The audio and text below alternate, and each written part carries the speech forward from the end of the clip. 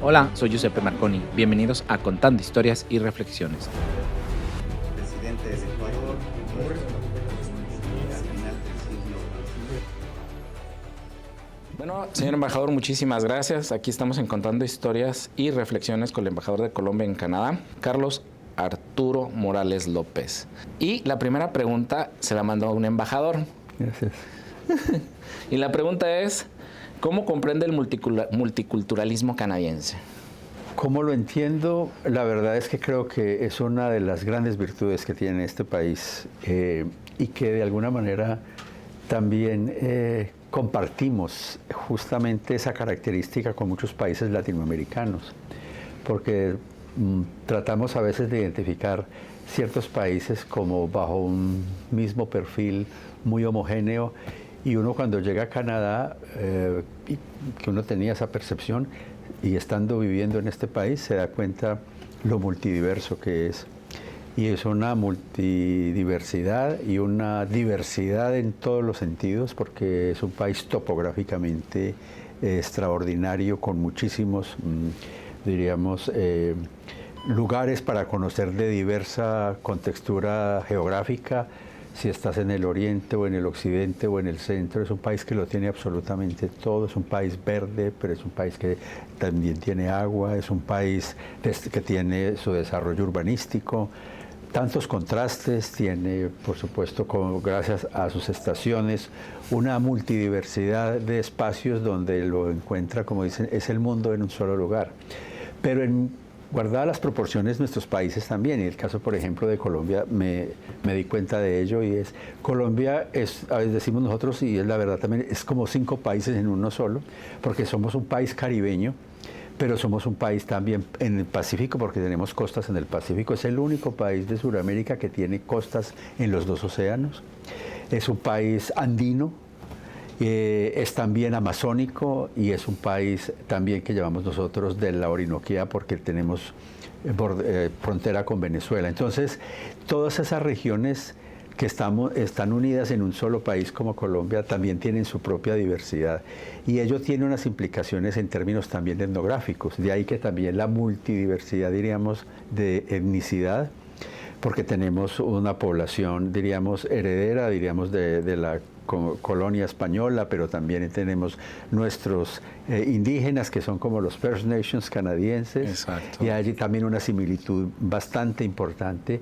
También tenemos una migración que llegó, una migración europea, pero también en la parte del Caribe, la migración que llegó del Medio Oriente, con una comunidad, por ejemplo, sobre todo libanesa, con presencia en el país.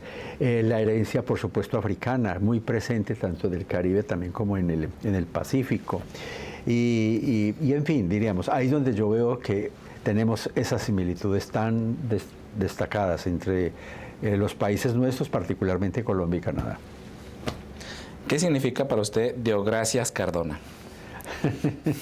Bueno, veo que usted se ha leído muy bien mi hoja de vida, y Deogracias Cardona, que es un nombre muy especial porque no es muy común. De hecho, no conozco sino el colegio donde yo estudié, donde hice mi bachillerato, y tiene una importancia capital en lo personal, pero también para la ciudad donde yo soy, donde me crié y donde estudié, que es Pereira, en el eje cafetero. Y en su momento y durante muchos años fue uno de los colegios oficiales más reconocidos por su excelencia académica. Entonces, yo soy muy orgulloso de ser egresado del Colegio Deogracias Cardona, que valga la pena si ya va para casi 50 años de haber salido graduado de ese colegio. ¿Cuál era la materia que le gustaba? Varias materias me llamaban mucho la atención, por supuesto las áreas, digamos, en lo social. Era bueno, pero no tanto en las matemáticas ni física, pero creo que todo lo que fue, sobre todo la geografía. Es curioso porque ahora que ya estoy en este rol y en esta vocación y en esta carrera que me ha llevado por tantos años, la geografía justamente tiene una conexión pues con las relaciones internacionales. Exacto. Entonces, tuve la suerte que estando en el colegio me apasionaba mucho la geografía universal y tenía una profesora magnífica que en su momento ella tuvo un accidente estando allí en el colegio y justamente tuvo que quedarse en casa y escogió 2 alumnos para que fuéramos, diremos, los tutores que recibíamos la clase de ella en la casa y después íbamos y esa dábamos la clase responsabilidad, Dios mío. a los compañeros. Y yo fui uno de ellos, estuve con otro colega, entonces tengo también un grato recuerdo de eso porque hago la conexión entre lo que fue mi apasionamiento en ese momento y todavía, por supuesto, con la geografía universal y ahora con lo que yo desempeño y estar un poco andando por el mundo. Y es curioso, ¿no? Porque uno aprende más cuando tiene que enseñar a otra persona, dicen por supuesto, por ahí. sí. Porque a veces vas a la clase y dices, pues me siento, escucho y si me acuerdo, Sí, me acuerdo y además tengo que la atención. era tan agradable y ella tan buena, la profesora, la verdad, que yo de alguna manera me sentí muy intimidado porque nunca pensé que yo pudiera ir donde los compañeros, que además muy seguramente me iban a hacer, como llamamos ahora, el matoneo o el bullying. Exacto. Porque viene a nosotros a explicarnos a nosotros. Sin embargo, era tan agradable la manera como nosotros transmitíamos lo que recibíamos de la profesora, que fue una experiencia muy grata. Los compañeros todos después agradecieron que hubiéramos tenido esa oportunidad y que no se hubiera cortado el ciclo de las clases de la profesora. Ciencias sociales. De ciencias sociales nos vamos a la Universidad Libre. Sí, señor. ¿Cómo fue esa experiencia? ¿Cómo decidió su profesión? ¿Cómo dijo yo quiero ser abogado? Pues mire, le quería comentar. Yo inicialmente no quería ser abogado. Bueno, eso sí es noticia. Mi pasión siempre ha sido la música. ¿La música? La música, y yo hubiera querido ser músico. ¿De qué tipo de música? ¿Instrumento? ¿Cantante? Me gustó mucho la música académica, o sea, la música, lo que llaman música clásica, que es música académica. Pero, ¿qué es lo que pasaba? Yo vengo de un origen, diríamos, modesto, y cuando entré a mirar dónde podía estudiar música, pues en Colombia, aunque habían conservatorios en varias ciudades, pues era Bogotá, la capital, el centro, diríamos, del país donde se encontraba absolutamente todo, y la carrera estaba en la Universidad Nacional. Pero entonces cuando miré que para terminar mi carrera en la Universidad Nacional me llevaba 11 años, entonces dije, yo no puedo irme a esa aventura, porque de todas maneras yo tenía que estudiar y una vez que saliera de la universidad, ya ir al ámbito laboral y pues no me permitía, no teníamos los recursos, en mi casa no me podían pagar una carrera de 11 años. Pero sin embargo, entonces tenía la Universidad Libre en Pereira que ofrecía Derecho y como era bueno para el área social, pues entonces dije, esta es una carrera que me da elementos. Pero sí lo que hice fue, estando en la universidad, 2 cosas. Uno, entrarme a un pequeño conservatorio que había en Pereira, donde empecé a estudiar guitarra clásica y teoría musical y conocimientos de armonía y también historia de la música. Entonces estaba, diríamos, ya lo tenía como un hobby y algo me sirvió muchísimo. Después, como segundo elemento, es que me gustaban los idiomas. Entonces empecé, después de que terminaba la universidad, que normalmente era una jornada de 7 de la mañana hasta la 1 de la tarde, continuo, me quedaba la tarde, entonces iba por la tarde a lo que llamas el Instituto de Bellas Artes, que era donde estudiaba la música, y de ahí salía a las 5 de la tarde a 6 o a 7 a estudiar inglés en el Centro Colombo Americano, y de ahí de las 7 o 7:30 a las 8 me iba a la Alianza Colombo Francesa a tomar clases de francés. Entonces mantenía muy ocupado. O sea, usted salía a las 7 de la mañana a su casa y no lo veían hasta las 8 de la noche. No, yo sí volvía como a la 1 de la tarde que terminaba la universidad. Ahí iba a almorzar y volvía a salir como a las 4 de la tarde, pero sí tenía ahí un terreno, pero sí, era una agenda, pues digamos una actividad y una rutina bastante intensa, pero en eso siempre tuve como el apoyo en mi casa, sobre todo de mi mamá, que siempre me inculcó que en la edad en que yo estaba era que debía aprovechar el tiempo, porque dijo, después cuando quieras ya no vas a tener tiempo para hacer lo que... Entonces por esa razón Era un poco esforzado, pero finalmente creo que muy satisfactorio además. ¿Cuánto tiempo hizo eso? ¿Toda la carrera o por...? Estuve lo empecé la verdad cuando estaba en segundo de Derecho, en el segundo año de Derecho. Y ya al final de que terminé la carrera, también me gradué con el certificado en inglés, con un diploma de lengua en francés, que desafortunadamente pues no tuve mucha oportunidad de practicar el idioma. Y yo seguí un poco con la guitarra y me fui a dos conservatorios que eran cercanos, donde había profesores muy buenos, que eran Manizales, que siempre ha tenido una tradición musical, Manizales mucho más que, por supuesto, Pereira.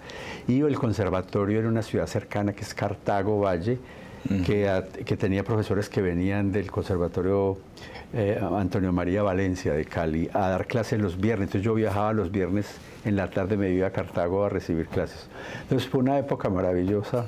¿Cuántas peripecias, me imagino, sí, ¿no? Tiempos, transporte, sí, guitarra. Y eso me costó a mí también en el tema de, diríamos, de mis años cuando tenía novia, que me echaban porque decían que yo no tenía tiempo para hacer visitas, sino para estar estudiando y dedicaba a otras cosas. Pero no, pero muy grato.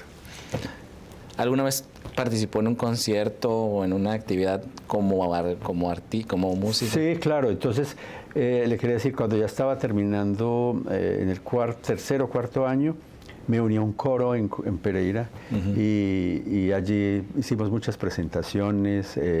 Era una especie como, tú que eres mexicano-italiano, sabes muy bien las rondallas, sí, que son pues agrupaciones musicales de voces, pero acompañamiento de instrumentos. Entonces teníamos una coral, que era una rondalla también, y cantamos mucha música colombiana, latinoamericana, entre ellas bellísimas canciones mexicanas. Y bueno, tenemos el Cervantino en México, que es la actividad donde junta a diferentes rondallas y diferentes grupos musicales dentro de ese tipo de música. ¿Qué materia le gustaba de Derecho? Cambiemos un poco. La materia que me gustó mucho fue el Derecho Romano. Y fue en el primer año. Y por supuesto, como me gustaba, me destaqué en Derecho Romano.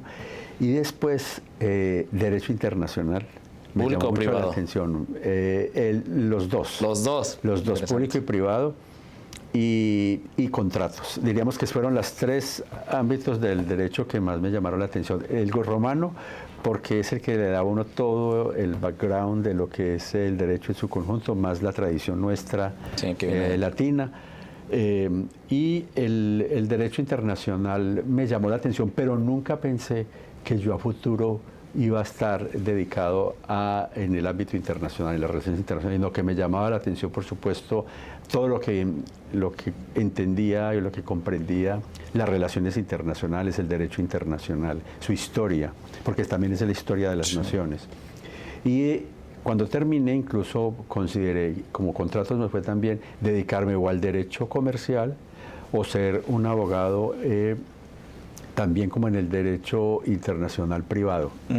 Me gustaba más que el derecho internacional público, pero la vida me cambió y sí. ¿Cómo fue su sentir cuando recibió el título, cuando terminó la carrera después de todos sus estudios, que dijo, ya, me gradué? Yo creo que como siente toda persona que ha culminado una etapa de formación y que empieza otra no menos importante, pero de una responsabilidad infinita, porque es ya abrirse espacio hacia lo que va a ser su proyecto de vida. Entonces, muy contento, pero también un poco temeroso de cuál iba a ser el futuro y hacia dónde me iba a encaminar ya en el mundo, diríamos, profesional. Entonces, esa fue un poquito la sensación de responsabilidad, también porque mientras estás estudiando, estás apoyado, está tu familia, tu casa, en fin, pero ya te gradúas y es, bueno, ya eres tú y usted qué es lo que vas a hacer a futuro, es tu responsabilidad y las decisiones que tome, sean acertadas o desacertadas, tienen sus consecuencias y uno ya las asume uno, ya no es para los demás también, sino es uno el que asume todo. Y más cuando uno estudia Derecho, que uno sabe lo que es aplicar las normas, derechos y obligaciones, esa famosa frase, ¿no? En Derecho. ¿Cómo fue que llegó a la carrera diplomática? ¿Cómo fue ese primer contacto? Yo llegué a la por algo anecdótico. Y es que le comenté que estudiando en la universidad, yo iba a clases de inglés al Centro Colombo Americano. Una vez que que me gradué de los cursos, o sea, completé todo el ciclo de cursos de inglés, yo de todas maneras seguí yendo al Centro Colombo Americano a conseguir libros en inglés para leer, porque pues Pereira es una ciudad pequeña, es de provincia. Sí, además en aquellos tiempos. Y no había tanto acceso y no estaba el internet, no había nada, sino que todo. Entonces, el acceso a la biblioteca de libros en inglés era el Centro Colombo Americano. Entonces yo iba al Centro Colombo Americano a prestar libros en inglés para practicar y para leer y practicar, y las revistas Time que me gustaban mucho. Y entonces la bibliotecaria me empezó por supuesto a conocer. Y una vez yo fui a la biblioteca y ella me dijo, Carlos, aquí llegó una convocatoria para un concurso público de ingreso a la academia que acaba de mandar la gobernación de mi departamento, la provincia o la gobernación que es de Risaralda. Y la verdad es que nosotros aquí, yo veo que aquí dice que los requisitos es tener título en Derecho o en alguna de las carreras en Economía, Sociales, saber otro idioma, y los exámenes son de cultura general. A mí me parece que de pronto a usted eso le puede llamar la atención. Yo dije, sí, présteme, yo miro. Y me lo llevé a la casa y me empecé a leer, y entonces, bueno, me tocaba mandar los documentos de solicitud y dije, bueno, ¿por qué no?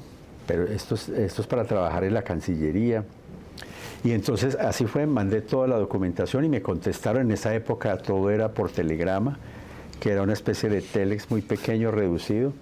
Y me aceptaron la inscripción y me dijeron, desplácese a Bogotá en tal fecha a presentar los exámenes. ¿Cómo fue esa experiencia? Bueno, yo recibí mucho el apoyo de mi hermano Javier, y en mi casa, y me dijeron, sí, ¿por qué no? Intenta.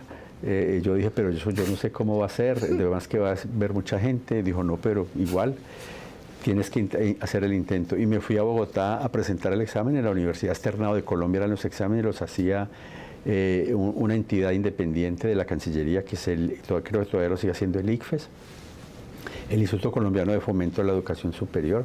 Cuando yo llegué a Bogotá, que fui a presentar los exámenes, nunca se me olvida que la Universidad Externado de Colombia queda hacia los cerros orientales y hay que subir.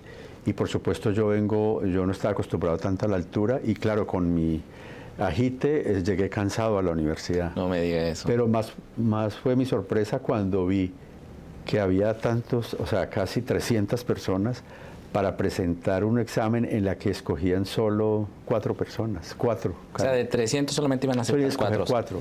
Entonces, cuando yo llegué, la verdad, fue lo tengo que confesar, una desilusión para mí, porque yo dije, yo aquí no tengo oportunidad, no tengo chance de pasar. Son muchos, la mayoría son de universidades de Bogotá, que son universidades reconocidas. Hablé con algunos con los que intercambié algunas cosas, y algunos de ellos ya habían estado estudiando en Estados Unidos. Entonces yo dije, ¿yo qué hago aquí? Yo creo que... Está muy alta la vara. Me equivoqué, yo creo que no. Sin embargo, presenté los exámenes, yo me había preparado, digo que no me fui tampoco así, no, yo me preparé. Y, oh sorpresa, como al mes y medio recibí un telegrama donde me decían que yo había pasado y estaba entre los finalistas, pero no me dijeron en qué lugar había quedado. Y entonces me dijeron que volviera a una entrevista, así que volví. Y cuando volví presenté una entrevista, creo que me fue bien, y esperé como unos 2 meses y ya no me llegó un telegrama, sino que me llegó una carta en la que me indicaban que había pasado y que yo ya estaba en la lista de elegibles para entrar como tercer secretario en la carrera diplomática y en la Cancillería. Entonces, para mí, pues la verdad fue una sorpresa grandísima. ¿Cómo fue cuando llegó el sobre a su casa después de una espera de 3 meses? La verdad es que me dio muchos nervios, porque era abrir esa carta y yo estaba casi seguro que era que muchas gracias, pero usted no gracias por participar. Pasó, sí, pero no, que había pasado. Entonces, claro, lo primero que hice fue enseñársela a mi madre, Y ella, claro, se puso a llorar. Sí, fue muy emotivo, la verdad. Todavía lo recuerdo. Y ya era alistarme, creo que para ella era, diríamos, satisfactorio por un lado, pero también triste porque sabía que yo ya me iba de la casa. Y eso fue pues justamente lo que tuve que hacer, y desde eso pues ya yo no volví a Pereira, desde que ya me fui para Bogotá a trabajar en la Cancillería. Y aquí estoy, voy a cumplir este mes de diciembre, voy a cumplir 40 años de esa historia que empezó con ese examen. Ese fue su primer puesto. ¿Cuál fue su primer reto ya estando como parte del cuerpo diplomático? Pues he tenido muchos retos, pero el primero, que justo fue empezando la carrera, sí, fue irme a Japón. Y lo digo que un reto, hoy no sería tanto, porque el mundo ha cambiado mucho, pero en los años 80, tú sabes que en el caso de Latinoamérica, todavía mirábamos el Oriente como el lejano Oriente. Decíamos lejano, porque sí, siempre mirábamos que estaba al otro lado del mundo. Entonces, y lo que decíamos, el caso de los países del medio, decíamos el cercano Oriente, ni siquiera decíamos el medio, sino cercano Oriente y lejano Oriente. Sí. Entonces, yo estaba en la Cancillería y en algún momento trabajaba en la parte administrativa, en la parte de contratos, de contratación, porque como abogado me vincularon a esa área de contratación administrativa y hacía todos los trámites de lo que era hacer un contrato interno en la Cancillería. Y en un viernes me llamaron que fuera al despacho del jefe de gabinete del canciller, que en ese entonces era el canciller Julio Londoño Paredes. Y su jefe de gabinete es otro que también es un ex canciller, Camilo Reyes. Y cuando me dijeron que yo fuera al despacho del jefe de gabinete, a mí se me vino el mundo encima, porque yo dije, a uno no lo llaman del despacho del gabinete, del jefe de gabinete del canciller, para así un tercer secretario desconocido que está en una dependencia por allá lejana, sino por un problema. Pongámonos en contexto, ¿cuánto tiempo ya llevaba como secretario? Ahí solamente llevaba como 1 año y medio. No, sí se uno. Sí. Entonces yo subí temblando. Es en el tercer piso el despacho del canciller y por supuesto el jefe de gabinete. Y todo fue tremendo porque yo estaba muy nervioso y el jefe de gabinete me dijo, no se preocupe, yo lo veo a usted tenso, pero lo que le quiero decir es que llegó una beca para estudiar en Japón. Japonés y cultura japonesa. Y yo ya he hablado con el canciller y pensamos que la persona apropiada para ir es usted. Entonces me sorprendió muchísimo y ahí sí quedé todavía más asustado, aunque ya se me había pasado la mayor preocupación, que es que hubiera hecho algo malo en la Cancillería con algún contrato, un error grave, sí. Pero no. Entonces yo le dije, recuerdo, le dije, doctor, es bastante lejos Japón. Y me dijo, sí, lo sé, pero es una experiencia maravillosa y piénselo. Y tiene plazo hasta el lunes para que me responda. ¿Cuándo le hizo la propuesta? ¿En viernes? El viernes en la tarde. Y había que contar porque ya se estaba venciendo el plazo para pisar. Entonces yo me fui y la verdad que, para serle sincero, no me gustó para nada la propuesta, no me gustó mucho porque yo aspiraba de pronto a irme a un sitio más cercano o si me ofrecían irme a estudiar a Europa o lo que sea, o a Estados Unidos. Porque también hay algo que quiero comentarle. Ahora que estuve en la conferencia de la Universidad de Carleton, cuando yo terminé Derecho y cuando ya entré a lo de la Cancillería, yo aspiraba a hacer un posgrado en Relaciones Internacionales, ya que estaban. Y una de las universidades que yo quería venir era la Universidad de Carleton en Canadá. Era una universidad que para nosotros era de gran prestigio y que aspirábamos uno a tener una maestría de esa universidad. Entonces, yo envié los documentos y aspiraba a eso.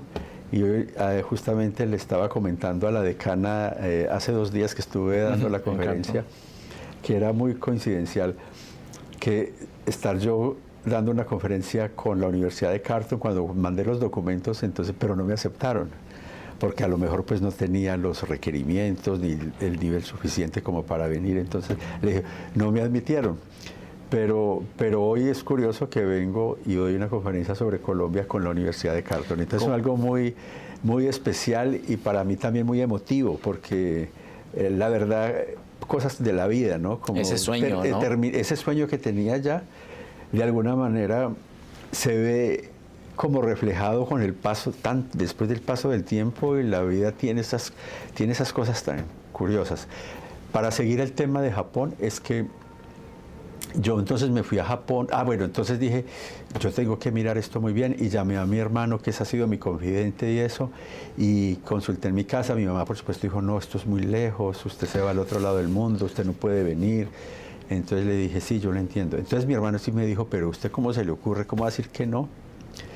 O sea, estaba entre la espada y la pared usted. Claro, me dijo, usted puede ir a Estados Unidos en su vida después las veces que quiera, usted puede ir a Europa como iba mucha gente, pero ir al lejano oriente, ¿cuándo en su vida? Aproveche ahora que está joven.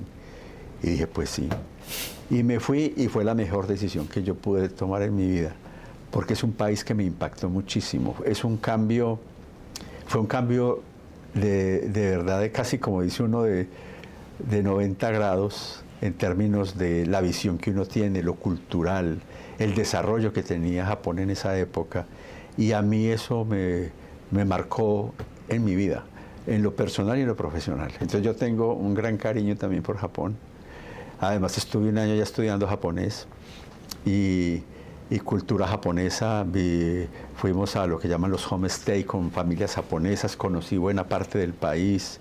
Entonces lo aprendí a querer muchísimo, y como al cabo de año y medio me defendía en lo básico en la conversación en japonés, entonces lo disfruté más, tenía más acceso a conocer un poco más los japoneses, y todavía tengo ese, de hecho, donde quiera que he estado en mis misiones diplomáticas, siempre me acerco mucho a los embajadores y al cuerpo diplomático japonés, porque tengo una gran cercanía con ellos.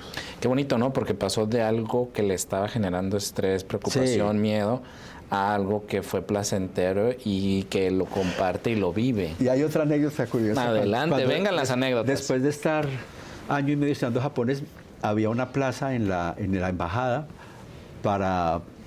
que había que ocuparla. Entonces el embajador en ese momento me dijo, usted vino a estudiar japonés, estuvo en este país, pues la idea es que usted venga aquí, y aquí hay una plaza. Entonces yo hablo con el canciller y que lo nombren acá. Yo le dije, bueno, si usted habla con él. Y efectivamente, yo estuve en total 5 años y medio en Japón. Y después de estar ya me tocaba, de todas maneras, por la alternación de la carrera diplomática, regresar a Bogotá. Y yo ya llevaba como 5 años, y yo recuerdo que una vez un embajador de Colombia en Japón un día entró, porque en mi oficina yo estaba encargado de funciones consulares y quedaba en otra planta. Él bajó, abrió la puerta y me vio hablando por teléfono, y después me dijo que cuando terminara me hizo la señal que subiera a hablar con él. Y yo dije, sí, apenas terminé, hablé. Y yo estaba hablando con la Cancillería de Japón. Entonces me llamó y me dijo, Carlos, es que le quiero decir que yo creo que es hora de que usted se regrese a Colombia también. Y yo, como sorprendido, le dije, ¿qué pasó, embajador? Y me dijo, no, es que usted está haciendo venias por teléfono. Ya está muy japonizado. Entonces, fue de las anécdotas bien simpática. Se regresó a Colombia después de haber estado en Japón. ¿Cuál fue su siguiente? Mi segundo destino fue Dinamarca. Dinamarca, Copenhague. Copenhague también. Son países que yo nunca escogí. Quiero comentarle que toda mi carrera yo nunca he escogido los sitios a donde voy a ir. Siempre me han llegado porque me los han ofrecido por alguna razón. Yo nunca sabía, me tocaba salir otra vez después de haber regresado de Japón y estar 3 años en el ministerio, y no sabía dónde me iban a mandar. Y yo hasta pensé que volvía otra vez a Asia, porque había empezado allí. No, esta vez me correspondió ir a Dinamarca, ir a Europa, y fue una época extraordinaria también, porque antes de irme, entonces yo dije, yo ya no me voy, porque yo estuve soltero en Japón. Entonces yo dije, no, yo ahora no me voy solo de nuevo al exterior. Y entonces tenía una novia que fue mi primera novia además, y volví otra vez a reencontrarme con ella. Nos casamos y nos fuimos a Dinamarca, y ahí estuvimos 4 años, en donde también fue un periodo maravilloso. Dinamarca es un país extraordinario, y Copenhague también, pues yo creo que es una de las ciudades más apetecidas para vivir. ¿Qué aprendizaje se quedó estando en Copenhague? Muchos, son muchos Sí, pero así uno que le haya marcado. Pero yo pienso el tema de equidad social, es decir, cómo es una sociedad en la que hay una clase media muy fuerte, que no significa que no haya gente pobre, sí la hay, que no significa que no haya gente muy pudiente, que también la hay, pero que el grueso de la población es el beneficio, el estado social como tal, y la gente llega a ese estado donde esa es su aspiración. La mayoría de los daneses son nacionales que no aspiran a tener mucho dinero, sino a tener lo elemental para ser felices. Entonces ellos tienen asegurada la salud, tienen asegurada la educación de sus hijos, porque el Estado, las universidades son públicas y los jóvenes van a las universidades y el Estado les paga sus carreras. Después entran, con un buen nivel de educación, por supuesto, entran a las compañías, y ellos lo que tienen es dinero, es más que todo es para educarse aún más, y también de alguna manera para viajar, para conocer, porque tienen asegurados, diríamos, como satisfechas las necesidades básicas. Es un Estado que satisface las necesidades básicas de su población. Pero también hay que entender que es un país con un gran nivel de desarrollo económico e industrial, porque ellos tienen muchos desarrollos en muchos ámbitos, en el tecnológico, en el médico, en el comercial, y son 5 millones de personas. Estamos hablando de que en esa época, ahora deben de ser por ahí 6 o 7 millones de personas, que es casi la población de no pocas ciudades en el mundo. Entonces es un país con 7 millones de personas, que también eso tiene unas implicaciones muy especiales, porque permite justamente la aplicabilidad de muchas políticas de manera mucho más fácil que cuando es un país más grande, ¿no? Después de ahí yo regresé otra vez a Colombia. Ajá. En Colombia estuve en la Cancillería en varios puestos, en la dirección de protocolo, estuve como subdirector, y después me tocó temporalmente asumir como director un tiempo. Y después de allí yo salía en Washington, a la embajada en Washington. Fue un momento también muy especial. Ya tenía no solamente a mi hijo mayor, sino también a mi hija. Con ellos estaban muy pequeños, fuimos a Washington. Ellos estudiaron allá la escuela elemental. Y llegué y tuve la suerte de tener como embajador a Luis Alberto Moreno, un gran embajador que duró un tiempo, buenos años en la embajada en Washington. Y después también tener como embajadora a Carolina Barco. Estuvo un año el presidente Andrés Pastrana, que fue nombrado embajador, aunque duró corto tiempo, pero tuvo ese tiempo, digamos, 3 embajadores. O sea, tuvo 3 embajadores. Washington, ahí estuve 6 años. 6 años. A pesar de que debía estar 4 años, tuve una petición de hacer una extensión y estar 2 años más. Entonces estuve 6 años, tuve la suerte de estar 6 años en Washington. Regresé a Colombia, y regresando a Colombia estuve director de América, y después fui viceministro para asuntos multilaterales. Después de esos cargos de viceministro, de director y viceministro, fui a la misión de Colombia en Nueva York, en Naciones Unidas, que es ahí donde tú mencionas, que también para mí fue algo novedoso. Le digo novedoso porque no sea ajeno a la carrera diplomática, ni mucho menos a la vida diplomática como tal, sino porque yo no había tenido experiencia multilateral, nunca había estado en ningún organismo multilateral. Entonces esta fue la primera vez, y fui como embajador alterno a Nueva York, en Naciones Unidas. Experiencia también extraordinaria, porque como bien dices, lo acabas de decir, allí está todo el mundo. Esa es la casa de todos.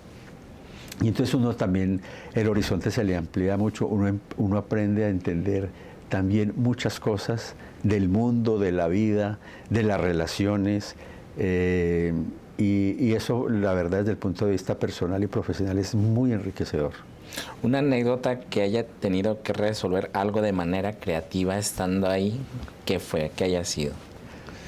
Nosotros estábamos, cuando yo estuve en Naciones Unidas, ya se empezaba, estaban en las negociaciones del acuerdo de paz con las FARC en Colombia. Y se firmó el acuerdo, por supuesto, en el 2016. Pero era necesario, de todas maneras, que ese proceso tuviera un acompañamiento, porque ya las negociaciones como tal lo habían tenido de varios países, pero la implementación, la firma y la implementación para asegurar el cumplimiento de los compromisos, se pidió una misión política especial a las Naciones Unidas.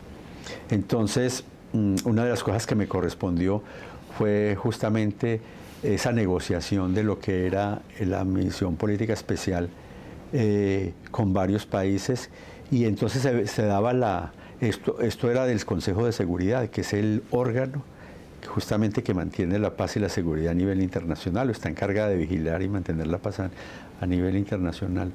Entonces siempre hay un país dentro del Consejo de Seguridad que actúa como el que patrocina la misión de cierto país. Entonces había mucha, diríamos, competencia de ciertos países para que fuera este o fuera el otro.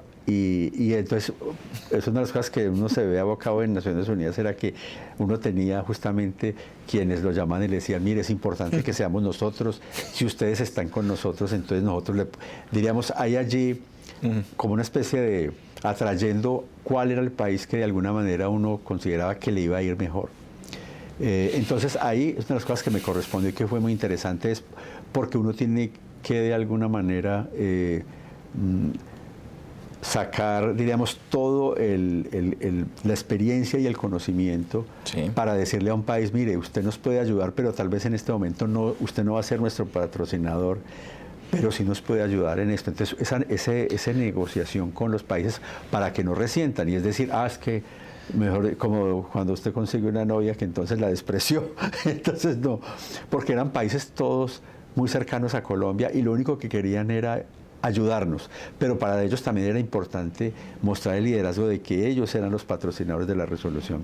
Finalmente, diríamos, fue Reino Unido por muchas razones, porque pues al fin era uno de los 5 países de los miembros permanentes. Entonces, había una relación también muy especial del gobierno de entonces con el Reino Unido, y una de las cosas que nos facilitó mucho a nosotros es que Colombia, cuando fue a la misión política especial en el Consejo de Seguridad, que normalmente lo que ocurre es que el Consejo de Seguridad establece una misión especial, aquí fue al revés, Colombia fue al Consejo a pedirle, y al nosotros ir, nosotros lo que dijimos es, pero nosotros queremos una resolución como nosotros de alguna manera la queremos, no como nos la impongan.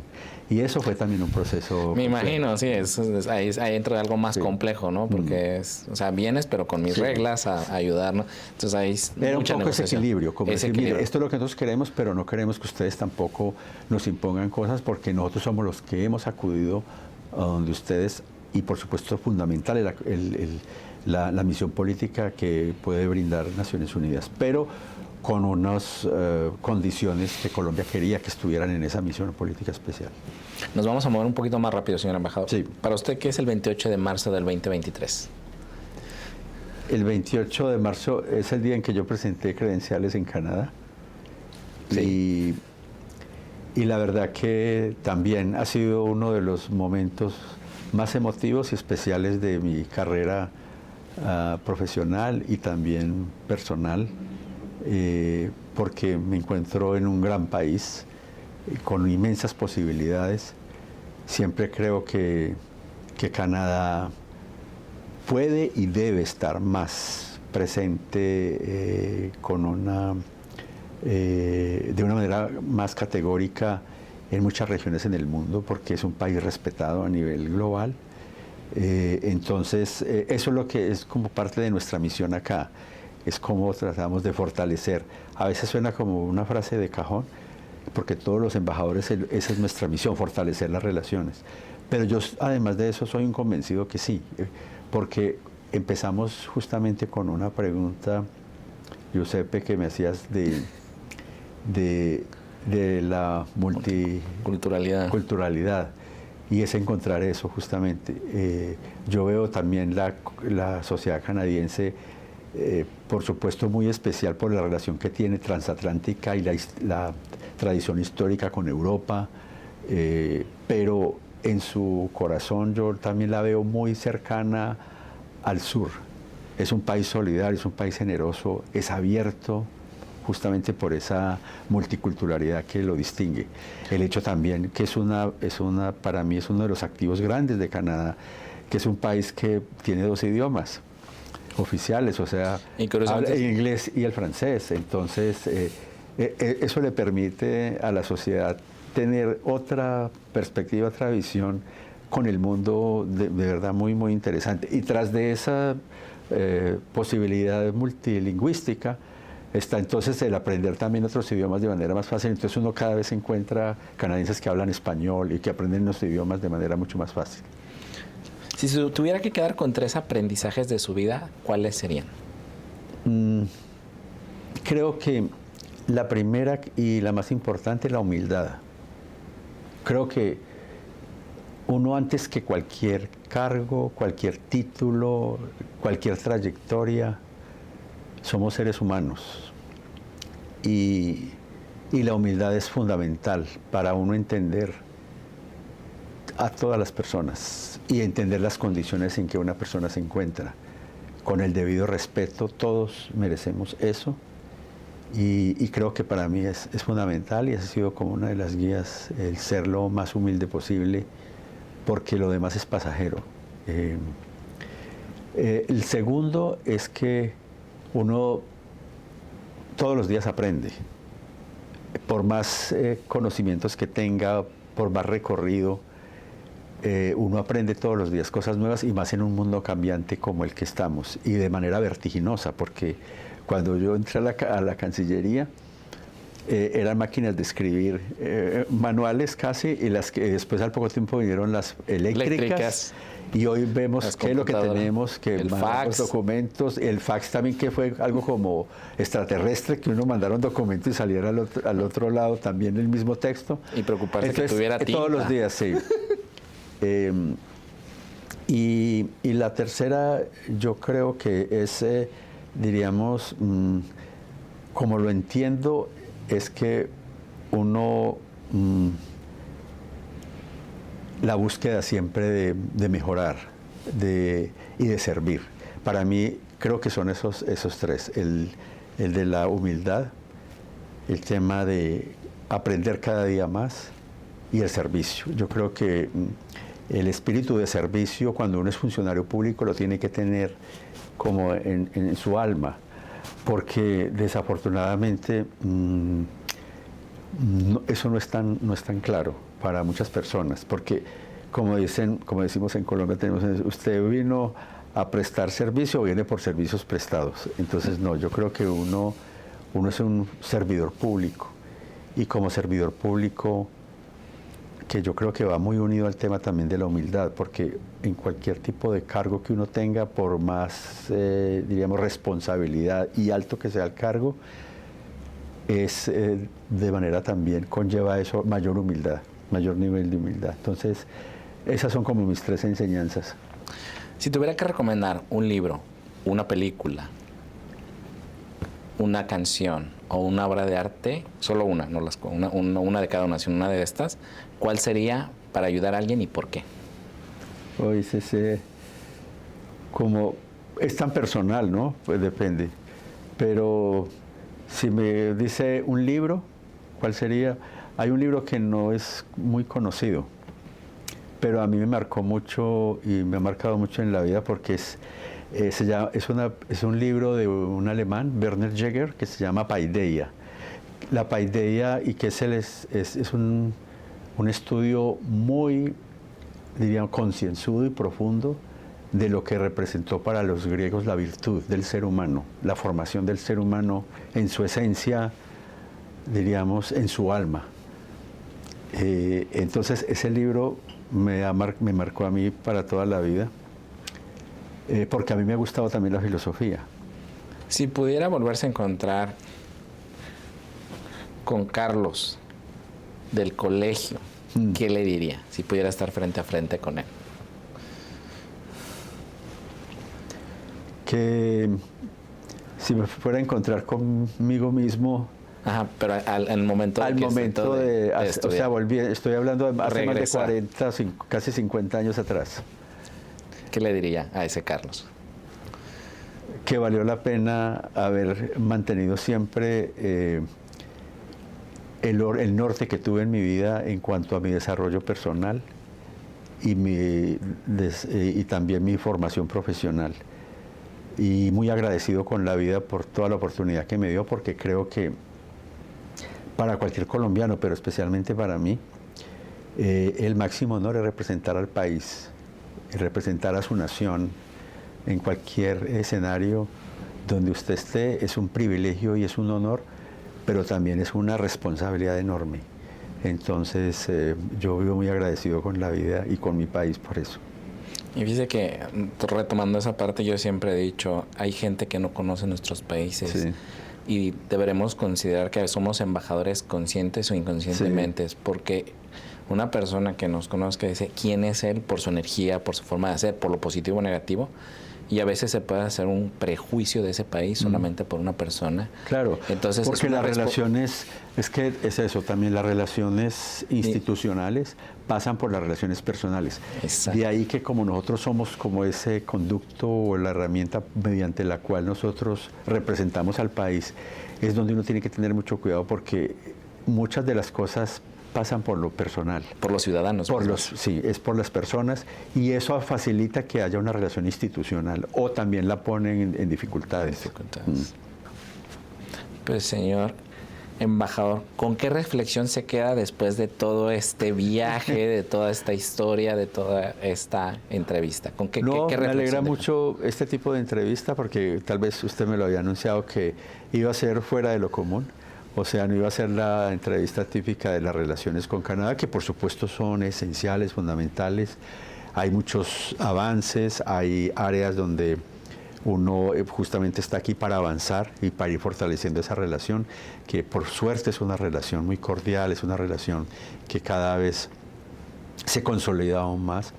Pero esta entrevista fue digamos, como una conversación sobre la vida personal y sobre que es algo justamente esencial y connatural a lo que nosotros somos, más que diplomáticos, somos también seres humanos. Entonces, me agradó mucho esa conversación sobre temas muy incluso personales, y lo felicito a usted porque ha hecho una investigación de mi vida que no la esperaba, de Gracias Cardona, de mis tiempos en mi ciudad, de mi ingreso a la carrera, también el momento en que recibí las copias de las cartas credenciales de la embajadora canadiense en Bogotá. Entonces, pues le agradezco mucho.